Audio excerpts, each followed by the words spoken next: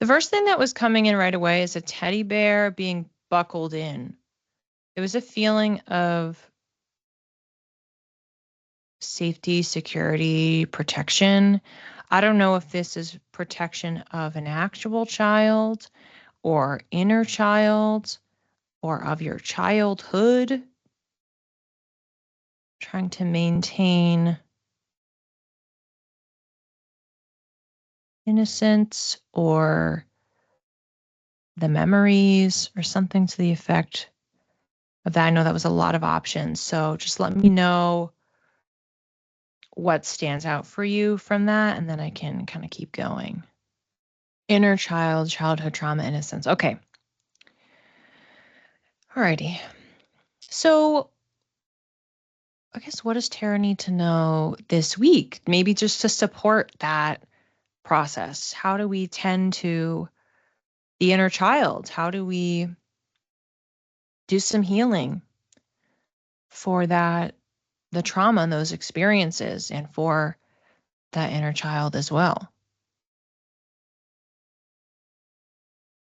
Okay, I'm getting brought through something because normally when I think of inner child, I think it's just because of me. It's like, oh, you're playing. It's how can you get in touch with your inner child is, you're doing something creative but it was coming in for me that there were things either about your childhood or things that you did as a child that you could connect to that are maybe more unusual and not where my mind would go. That's how it's coming in. So I don't know if you had any specific hobbies or interests that were like really niche or again slightly unusual. It's like Aquarius, like black sheep kind of a vibe. Just something that you enjoyed that maybe it was uncommon enough that you didn't do it with other people for that reason because you didn't find other people who enjoyed it. Um, Hopefully you know what I am talking about, but it feels like there was something very, very unique that you engage with. I definitely can relate. Okay, cool. So whatever that is, it feels like whatever this unique hobby is, you could do that. That gives the inner child a sense of inspiration and it lights them up. So then you can feel joy, and that could also give you a little bit of a sense of security because it's the comfort of nostalgia. So despite whatever things that you experienced that were traumatic, you can return to the safe place and space of this hobby that you have or that you had that hopefully was, healthy and everything. So the things that you return to, that they are nurturing you in some way. And separately, the emphasis is on how in other ways can you infuse safety and feelings of security within your day-to-day life.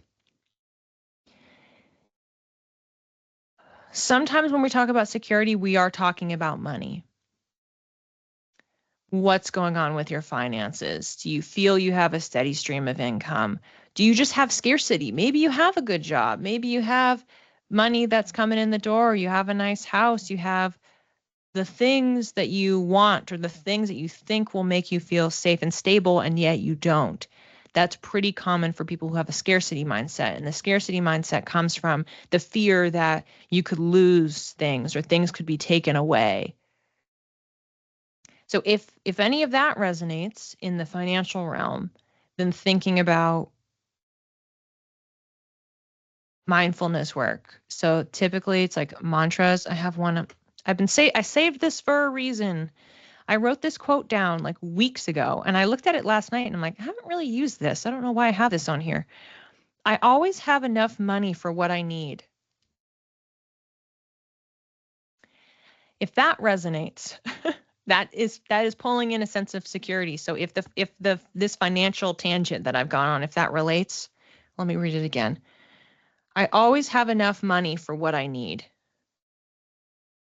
By saying that to yourself, by writing that, by putting it on your phone, you can remind yourself that you are secure. So when you have enough,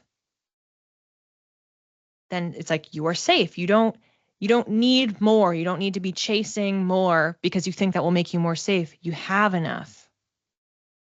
So you can be content and relax. It's whenever we're feeling amped up like this, when we are feeling insecure, as in like lacking security or stability, then we tend to chase a little bit because we're trying to make sure that we can have whatever it is, physical, tangible or not.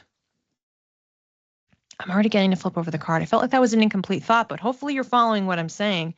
Full moon in Virgo, earth sign. Earth signs are often associated, especially Taurus, but often associated with money in some ways because they are foundational. They're about grounding.